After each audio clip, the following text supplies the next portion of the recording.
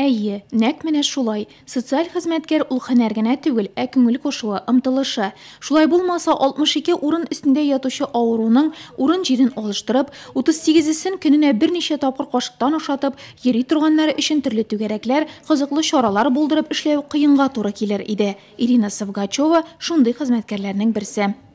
Я работаю социальным работником. Мин 2002 елдан өлкәннәр йорты оешканнан бирле социаль хезмәткәр булып эшлим. Һөнәрем ошый. Кешеләргә игелек эшлим, аларны аңлыйм, ничек бар шулай кабул итәм, үтенечләрен тыңлыйм, проблемаларын чишәм. Нурлат шәһәре өлкәннәр һәм инвалидлар өчен интернат йортта 125 өлкән кеше яши. Шуларның берсе Бөек Ватан сугышы инвалиды, 9-ы тыл хезмәтчәне, калганнары да көндәлек ярдәмгә һәм игътибарга мохтаҗ. Алар балалар төсле ди интернат хезмәткәрләре. Мин монда күп еллардан бирле торам. Аш шундый яхшы тәмле пешерәләр.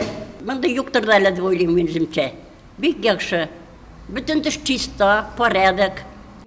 Өйдәгечә шартлар тудыру социаль хезмәткәрләр үз миссияләрен шулай билгели. Шуңа да интернат өлкәннәре камыр ризыклары да пешерә, мунча да керә, бәйләү тегү эшләре белән дә шөгыльләнә, үзләре теләгәнчә бүлмәләрен матурайта, җиһазлый ала.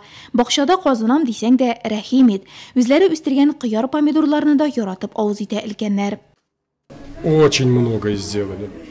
Бик күп нәрсә эшләнелде. Тулысынча тәрәзәләр пластиктан ясалганнарга алыштырылды. Искеләрен теплица ясауга тоттык. Барлык дипломнарыбыз һәм сертификатларыбыз тир түгеп алынган. Ел сайын аларны отып торабыз. Конкурслар әйбәт. Шулай да безгә министрлыкта ярдәм итә. 2012-2013 елларда ГИСУ буенча 5 миллион сумны уңайлы мохитка тоттык. Аннан 1,5 миллион, 2 миллион сум акчаны да эшкә җиктек. Узган ел 4,5 миллион сум ремонтка җибәрелде. Быел 2 миллионлап сумга тулысынча сантехниканы алыштырабыз. Биредә яшәү уңайлырак, кызыклырак була башлады.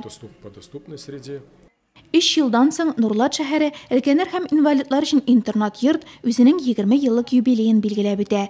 10 елдан артык биредә яшәүче өлкәннәрнең үз куышы, үз йорты, үз нигезенә әйләнде ул. Милосердием, заботой окружаете всех, кто нуждается в этой заботе. Вы тепло свое им отдаваете. Страждущий вас силы пусть обретет.